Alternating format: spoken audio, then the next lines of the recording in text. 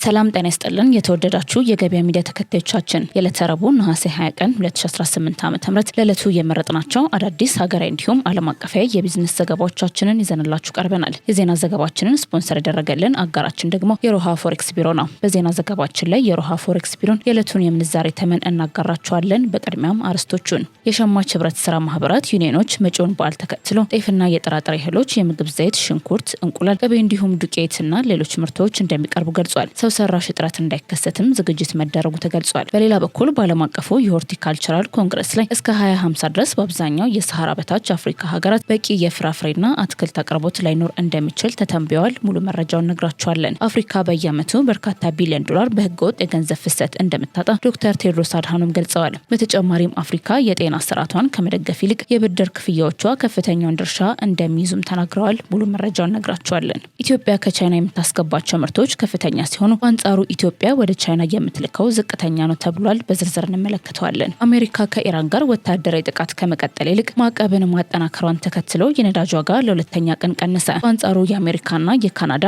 ኢኮኖሚያዊ ጦርነት ሌላ ስጋት ደቅኗል። የምትሰሙት ይሆናል። ወደ ዜናዎቹ አለፍን። አዲሱን ዓመት በአዲስ ቤት ድሪም ቢልደርስ ሪል ስቴት ባለፉት ዓመታት 6 ትላልቅ ፕሮጀክቶችን በስኬት በማጠናቀቅ የብዙዎችን የቤት ህልም እውን አድርገናል። አሁን ደግሞ በከተማችን ለኑሮ ተስማሚ በሆነችው ሲኤምሲ በሀገራችን የመጀመሪያ የሆነውን ባለ 5 ኮከብ ኮምፓውንድ አፓርትመንቶችን በሽያጭ ላይ ነን። አዲሱን ዓመት ምክንያት በማድረግ 25% ቅድመ ክፍያ ጀምሮ ለሚከፍሉ ደንበኞቻችን ከ7% እስከ 30% የሚደርስ ልዩ የበዓል ቅናሽ አዘጋጅተናል። ቤቶቻችን ባለ 1 መኝታ ከ720 ሺህ ብር ቅድመ ክፍያ ጀምሮ፣ ባለ 2 መኝታ ከ1.1 ሚሊዮን ብር ቅድመ ክፍያ ጀምሮ፣ ባለ 3 መኝታ ከ1.4 ሚሊዮን ብር ቅድመ ክፍያ ጀምሮ ቀሪውን ክፍያ ያለምንም የዋጋ ጭማሪ በግንባታ ሂደት መሰረት በተመቻቸ ሁኔታ ይከፍላሉ። በዚህ ኮምፓውንድ ውስጥ 2 የመዋኛ ገንዳ፣ ዘመናዊ ጂምና ስፓ፣ ለልጆች ኢንዶር ኤንድ አውትዶር ፕሌይግራውንድ፣ ባስኬትቦል ኮርትስ፣ የህፃናት ማቆያ ወይም ዴይኬር፣ የመሮጫና የሳይክል ትራክ በውስጡ አዋህዶ የያዘ ድንቅ የመኖሪያ መንደር ነው። አዲሱ ዓመት የቤት ህልሞን ወደ እውነት የሚቀይሩበት እንዲሆን ፈጥነው ይደውሉ። ስልክ 0928744913 ላይ ሃሎ ይበሉን። ድሪም ቢልደርስ ሪል ስቴት ህልሞን እንገነባለን። ኢቢ ግሎባል ለኢትዮጵያ 210 ሺህ አነስተኛ አርሶ አደሮችን የሚደግፍ የአየር ንብረት መድን 4.7 ሚሊዮን ዶላር ድጋፍ ሰጠ። የአውሮፓ ኢንቨስትመንት ባንክ የልማት ክንፍ የሆነው ኢቢ ግሎባል በኢትዮጵያ አነስተኛ አርሶ አደሮችን ከአየር ንብረትና ከተፈጥሮ አደጋዎች የሚመጡ ኪሳራዎችን ለመጠበቅ የሚያስችል ለዓለም የምግብ ፕሮግራም እስከ 4 ሚሊዮን ዩሮ ወይም በግምት 4.7 ሚሊዮን ዶላር የሚደርስ እርዳታ መስጠቱን አስታውቋል። ይህ ድጋፍ በአርሶ አደሮች ላይ በመጥፎ የአየር ሁኔታና በተፈጥሮ አደጋዎች ምክንያት የሚደርሱ የሰብልና የእንስሳት ኪሳራዎችን ለመሸፈን የተዘጋጁ ምርቶችን ለማበልጸግና ለማስፋፋት ይውላል። በዚህ የመድን መርሃ ግብርም በግምት 210 ሺህ አነስተኛ አርሶ አደሮች እንደሚደርሳቸው ባንኩ ገልጿል። የድጋፉ አካል የሆነው የመድህን አሰራር የአየር ሁኔታ መረጃና ኢንዴክስ ላይ የተመሰረተ የአነስተኛና ጥቃቅን መድን አሰራር ሲሆን የዓለም የምግብ ፕሮግራም ከግል የመድን ኩባንያዎች ጋር በመተባበር የሚያዘጋጀው ነው። አዲሱ የ4 ሚሊዮን ዩሮ ድጋፍ የልማት ባንክ ኢትዮጵያን የገጠር ፋይናንስ ተቋማትና የአነስተኛ የአርሶ አደሮችን አቅም ለማጎልበት የሚል ሲሆን የመድን ፕሪሚየም ዋስትና ፈንድም እንዲቋቋም ያግዛል። ፈንዱ የመድን ክፍያን አስቀድሞ ለመሸፈን የሚረዳ ሲሆን ተበዳሪዎች የሚያጋጥማቸውን የገንዘብ ፍሰት ችግር ለመቀነስና የመድን ክፍያ ባለመፈጸሙ ሊፈጠር የሚችለውን አደጋ የዋስትና ስርዓት ለመፍጠር ያገለግላል ተብሏል።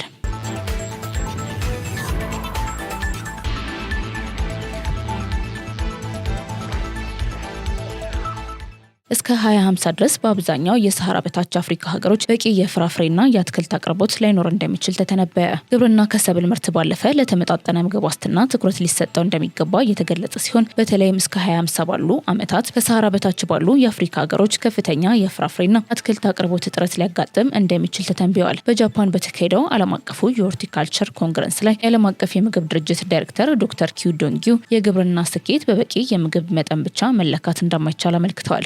የድርጅቱ ትንበያ እንደሚያመለክተው እስከ 2050 ድረስ ከ3 የአፍሪካ አገሮች አንዷ ብቻ በሰሃራ በታች ባሉ አካባቢዎች የተመረተውን ዕለታዊ የፍራፍሬና የአትክልት ፍጆታ መጠን ሊያሟሉ የሚችሉ አቅርቦቶች ይኖራቸዋል። ይህ ሁኔታ አገሪቱ ከባድ የጤናና የተመጣጠነ ምግብ እጥረት ችግር ውስጥ ሊከት እንደሚችል የሚያሳይ ነው ተብሏል። በዓለም አቀፍ ደረጃ የፍራፍሬና አትክልት ምርት ዋጋ እያደገ ቢመጣም የምርት መጠኑ ከህዝብ ቁጥርና ከሚመከረው የጤና ደረጃ ጋር አልተጣጣመም። በአብዛኞቹ አገሮች የአትክልትና ፍራፍሬ ዋጋ እየጨመረ መምጣቱ ለዜጎች ተደራሽ እንዳይሆንም አድርጎታል ተብሏል።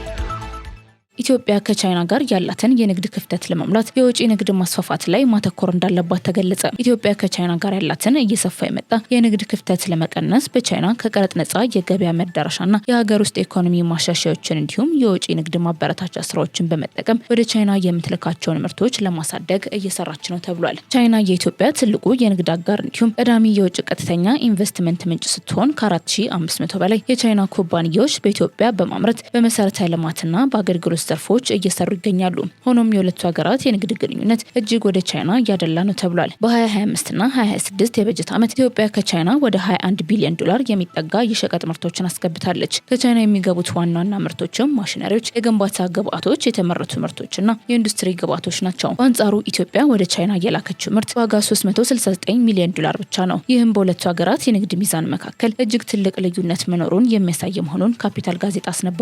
ነሐሴ 19 ቀን በአዲስ አበባ በተካሄደው የንግድ ፎረም ላይ የተነሳው ይህ ጉዳይ በፎረሙ ወቅት የኢትዮጵያና የቻይና ኩባንያዎች ከ330 ሚሊዮን ዶላር በላይ ዋጋ ያላቸውን 33 የትብብር ስምምነቶች ተፈራርመዋል። የንግድና ቀጠናዊ ትስስር ሚኒስቴር ካሳሁን ጎፌ ኢትዮጵያ የቻይናን ገበያ በመጠቀም የሀገር ውስጥ ምርትን ለማፋጠን የውጭ ንግድ ምርቶችን ለማብዛትና የውጭ ምንዛሬ ገበያን ለማሳደግ እንደምትሰራ ገልጸዋል። ሚኒስቴሩ እንዳሉት ኢትዮጵያ ወደ ቻይና የምትልከው ምርት ባለፉት 5 ዓመታት በአማካይ በየዓመቱ 92 በመቶ አድጓል። ይህ እድገት በተለይም በኢትዮጵያ ቡና፣ የቅባት እህሎች፣ ጥራጥሬዎች፣ የቆዳ ውጤቶችና ሌሎች የግብርና ምርቶች በቻይና ያላቸው ፍላጎት ከፍተኛ መሆኑ ተገልጿል። ሆኖም የውጭ ንግዱ እድገት ከቻይና ጋር ከሚደረገው የገቢ ንግድ መጠን ጋር ሲነጻጸር አሁንም እጅግ አነስተኛ ነው። በኢትዮጵያ የመንገድ፣ የኢንዱስትሪ ፓርክ፣ የኃይልና የግንባታ ፕሮጀክቶች ውስጥ የቻይና ተሳትፎ መጨመሩ የማሽነሪዎች፣ መሳሪያዎችና የግንባታ ግብዓት ከውጭ እንዲገቡ ፍላጎትን እያሳደገ ነው። ይህ የንግድ ሚዛን አለመጣጣም በኢትዮጵያ የውጭ ምንዛሪ ሀብት ላይ ተጨማሪ ጫና እየፈጠረ ሲሆን በሀገር ውስጥ ምርትን ማሳደግ፣ ከውጭ የሚገቡ ምርቶችን በሀገር ውስጥ መተካትና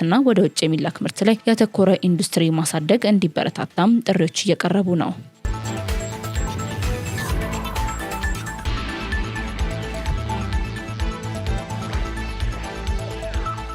መጪውን በዓል ተከትሎ ሰው ሰራሽ የምርት አቅርቦት እጥረት እንዳይከሰት የሸማች ህብረት ስራ ማህበራት ዩኒዮኖች ዝግጅት ማድረጋቸው ተገለጸ።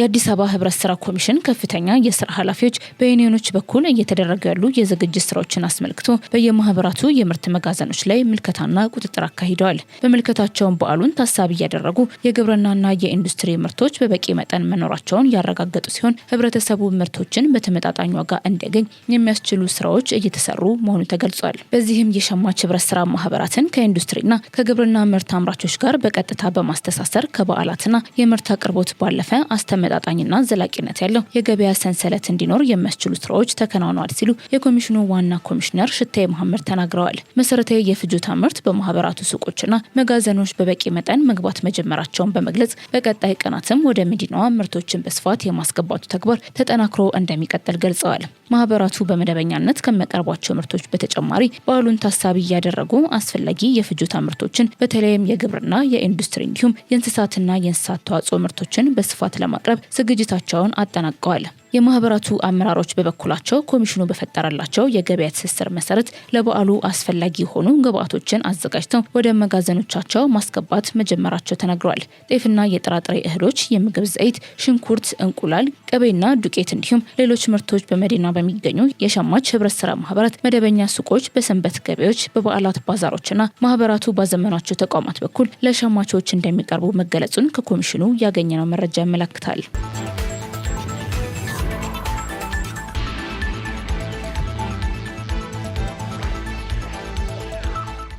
አፍሪካ በአመት 90 ቢሊዮን ዶላር በህገ ወጥ የገንዘብ ፍሰት እንደምታጣ ዶክተር ቴድሮስ አድሃኖም አስጠነቀቁ። የዓለም የጤና ድርጅት ዋና ዳይሬክተር ዶክተር ቴድሮስ አድሃኖም አፍሪካ በየአመቱ በህገ ወጥ የገንዘብ ፍሰቶች ምክንያት ወደ 90 ቢሊዮን ዶላር የሚገመት ሀብት እንደምታጣ ገልጸዋል። ይህም ከፍተኛ የገንዘብ ፍሰት የአፍሪካን የህዝብ ጤና፣ የገንዘብ አቅም በእጅጉ እየጎዳ መሆኑን አስጠንቅቀዋል።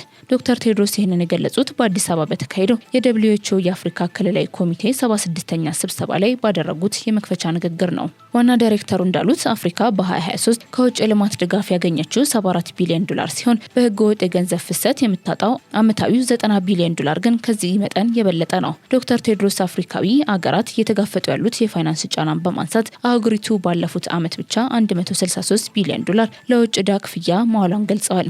በምስራቅና በምዕራብ አፍሪካ ከሚገኙ አገራትም ከግማሽ በላይ የሚሆኑት ከህዝብ ጤና ይልቅ ለዕዳ ወለድ ክፍያ የበለጠ የገንዘብ ሀብት እየመደቡ እንደሆነ ጠቁሟል። ይህም በአፍሪካ የጤና ስርዓት ላይ ያለውን የገንዘብ እጥረት የበለጠ እያባባሰው መሆኑን አስረድተዋል። ዶክተር ቴድሮስ አፍሪካ የጤና ዘርፏን በራሱ ሀብት ለመደገፍ ከፈለገች ህገወጥ የገንዘብ ፍሰቶችን መቆጣጠር፣ ፍትሐዊ የዕዳ መልሶ ማዋቀር ስምምነቶችን ማረጋገጥ እንደሚገባ ጠቁሟል። እንደ እርሳቸው ገለጻ እነዚህ እርምጃዎች አፍሪካ የራሷን ዜጎች በበቂ ሁኔታ ለመንከባከብ የሚያስችላትን በቂ ሀብት ለማሰባሰብ ያግዛሉ። አፍሪካ አሁን የምትገኝበትን የፋይናንስ ጫና ችግር ብቻ እንደሆነ ከመመልከት ይልቅ ከውጭ እርዳታ ጥገኝነት ለመውጣትና በጤና ዘርፉም እውነተኛ ራስን መቻል ለመገንባት እድል አድርጋ መጠቀም እንዳለባትም አመልክተዋል።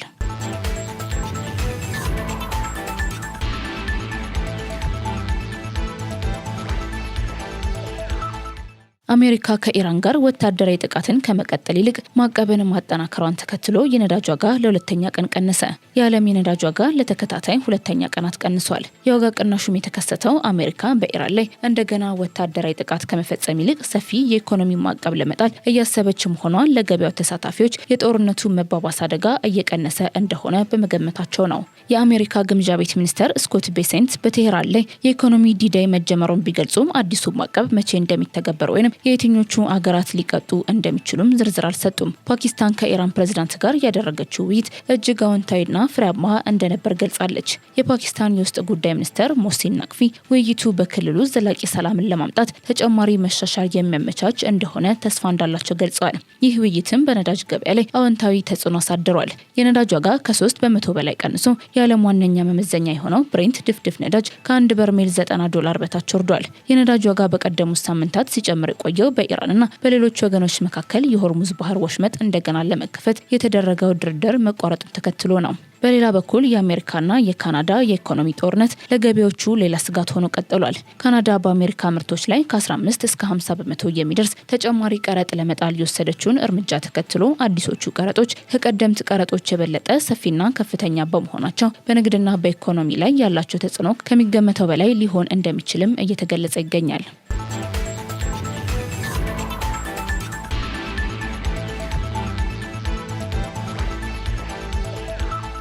በመጨረሻም የሮሃ ፎሬክስ ቢሮን የዕለቱን የምንዛሬ ተመን እናጋራቸዋለን። በዚህም የአሜሪካ ዶላር በ180 ብር ከ77 ሳንቲም እየተገዛ በ184 ብር ከ38 ሳንቲም እየተሸጠ ይገኛል።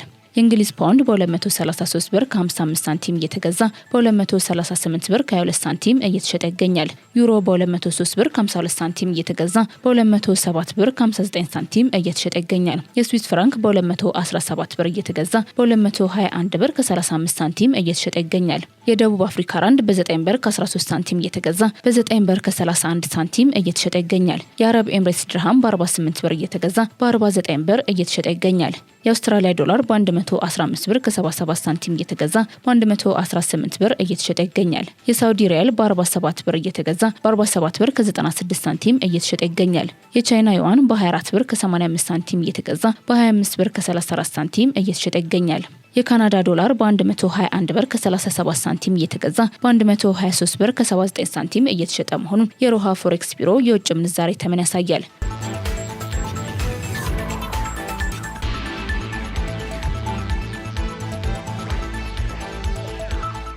ውድ የገበያ ሚዲያ ተከታታዮቻችን ለዕለቱ የመረጥናቸው የሀገር አቀፍና ዓለም አቀፍ የቢዝነስ ዘገባዎቻችን እነዚህን ይመስላሉ። መልካም ቀን ይሁንላችሁ። አዲሱን ዓመት በአዲስ ቤት ድሪም ቢልደርስ ሪል ስቴት ባለፉት ዓመታት 6 ትላልቅ ፕሮጀክቶችን በስኬት በማጠናቀቅ የብዙዎችን የቤት ህልም እውን አድርገናል። አሁን ደግሞ በከተማችን ለኑሮ ተስማሚ በሆነችው ሲኤምሲ በሀገራችን የመጀመሪያ የሆነውን ባለ 5 ኮከብ ኮምፓውንድ አፓርትመንቶችን በሽያጭ ላይ ነን። አዲሱን ዓመት ምክንያት በማድረግ 25% ቅድመ ክፍያ ጀምሮ ለሚከፍሉ ደንበኞቻችን ከ7% እስከ 30% የሚደርስ ልዩ የበዓል ቅናሽ አዘጋጅተናል። ቤቶቻችን ባለ 1 መኝታ ከ720 ሺህ ብር ቅድመ ክፍያ ጀምሮ፣ ባለ 2 መኝታ ከ1.1 ሚሊዮን ብር ቅድመ ክፍያ ጀምሮ፣ ባለ 3 መኝታ ከ1.4 ሚሊዮን ብር ቅድመ ክፍያ ጀምሮ ቀሪውን ክፍያ ያለምንም የዋጋ ጭማሪ በግንባታ ሂደት መሰረት በተመቻቸ ሁኔታ ይከፍላሉ። በዚህ ኮምፓውንድ ውስጥ 2 የመዋኛ ገንዳ፣ ዘመናዊ ጂምና ስፓ፣ ለልጆች ኢንዶር ኤንድ አውትዶር ፕሌይግራውንድ፣ ባስኬትቦል ኮርትስ፣ የህፃናት ማቆያ ወይም ዴይኬር፣ የመሮጫና የሳይክል ትራክ በውስጡ አዋህዶ የያዘ ድንቅ የመኖሪያ መንደር ነው። አዲሱ ዓመት የቤት ህልሞን ወደ እውነት የሚቀይሩበት እንዲሆን ፈጥነው ይደውሉ። ስልክ 0928 74 4913 ላይ ሃሎ ይበሉን። ድሪም ቢልደርስ ሪል ስቴት ህልሞን እንገነባለን።